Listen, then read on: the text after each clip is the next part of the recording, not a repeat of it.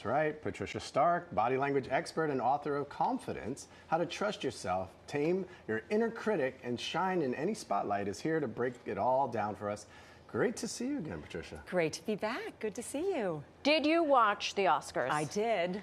And thoughts, top-line thoughts on the body language on the carpet? Well, I watched the red carpet, which was a really rapid-fire red carpet. I was scribbling away like crazy. And I think overall, everyone, obviously, is trying to show their best light, be confident. I saw a few people fidgeting, adjusting some of those hot spots that we'll talk about, but it's a big night.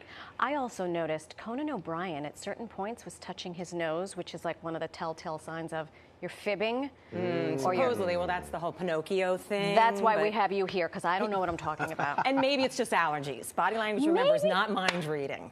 It can't just be Maybe allergies. he was trying to will away a sneeze. He was trying to will away a sneeze. Right. See, how women look at it and how men feel it are totally different things right there. True. That's true. Judging. Oh Very my God. judging. Interpretation. Exactly. Okay, so I cannot imagine that they all feel calm, cool, and collected. What sort of things does one have to go through to give that outward appearance of, I got everything under control? Yeah, well, I think, it's really that self-talk in the moment, right before they walk out, taking that deep breath, really getting their breathing under control and kind of setting their intentions, because body language happens when we react or respond, right? So reacting is an emotional thing. We feel something and, ooh, it happens before we can control it. Right. But when we decide to respond, we can say, okay, this is how I want to present myself. So it's having that kind of control in advance. Right. What are some of the key body language cues that we should be paying attention to? Yeah, well, people want to own their space. When you show up on the red carpet, you have to have that internal belief of,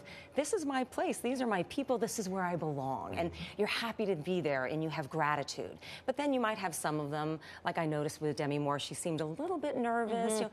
And who wouldn't be nervous in that moment? But it's owning your space rather than minimizing your space or doing any of that self-touch, which are called pacifiers. Oh, let's quick. I want to stick with that thread. Let's look at some of the stars from last night. We were going to tee up Demi Moore.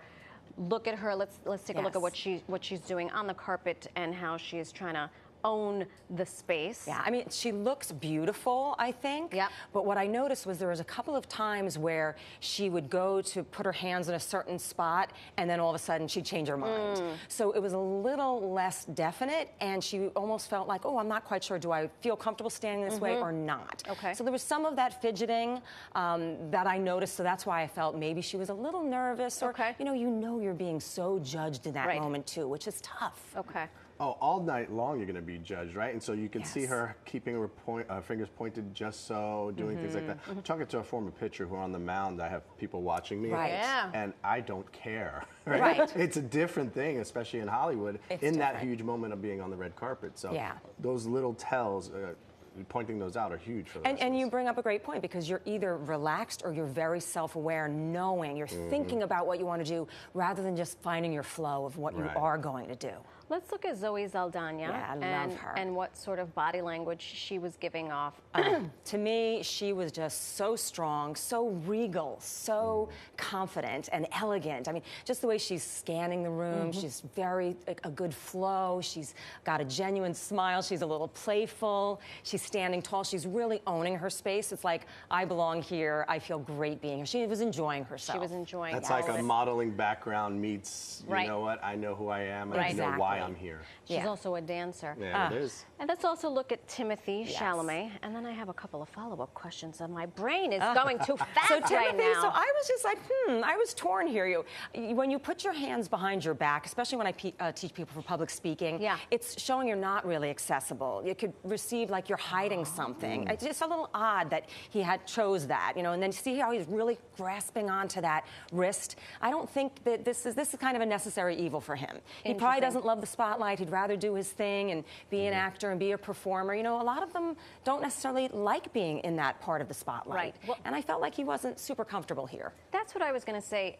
I've covered red carpets and I've spoken to people who walk them, and those that are very uncomfortable say, I just have to act. I can't be myself. I'm just acting. I'm just pretending, okay, this is just another role. And how do we do that in real life without coming off disingenuine? We're going into a situation. We have to show up. We know we're in the spotlight. Yeah. We don't want to overact. You don't. I think it's trying to have that blend of really feeling authentic, enjoying the moment, being fully present, thinking about why am I here? Like if I had coached him, I might have said, I know this might feel awkward, but think about how excited your fans are to see you. Don't think so much about how, I might not like this right now, but my fans are really happy to see me right now. So flash that big smile for them. Open up so that they have that chance to experience the spotlight with you in that moment. Something like persona versus personal, right? Yeah. That's, I think, where the contrast lies. When you're somebody always in the spotlight and in the public eye, people know you as one thing, That's and right. you have people that know you know you as something else, maybe. Right, and this is a contradictory situation because think of that. A lot of these folks we're used to seeing in a role, in a character. Yes. So now they're like, I have to be myself out there. You're not the character. Right, so that's very vulnerable. Right. Got it. Yeah. Anything you can show us right now that would exude, what do we want to exude right now? You want to show like a before and after of what it might look like? Sure, All right, let's do some minimizing body language. Okay. So if you're minimizing your space, we tend to put our shoulders down, we tend to roll forward. We're literally making ourselves And I'm going to smaller. watch the beginning of the show and see what happens. So like, look, and then, you're kind of looking down, and Timothy was looking down a little bit. There was all of that going on. But when we want to open up and use our space, what are we going to do? Maybe put your elbow back across your, look a little bit more. I'm using more of my space, so I'm feeling much more open and confident, approachable, accessible, right? So it's the minimizing versus the maximizing, opening up rather than blocking. Sure. I want to be with you. I want to, we can feel Welcoming that openness you with in. each other, right? See, now I know that for the beginning of the show now. sometimes I do this because I try to, get to her size and want to, conform. Well, that's interesting that you say that because that happens a lot with tall people and small people. Tall people are always trying to get down to everybody's level, and it's making them look hunched over. And Meanwhile, I'm trying to be 6'7". We're trying to me too. I'm there with you, girl. She's ready to climb the beanstalk every time.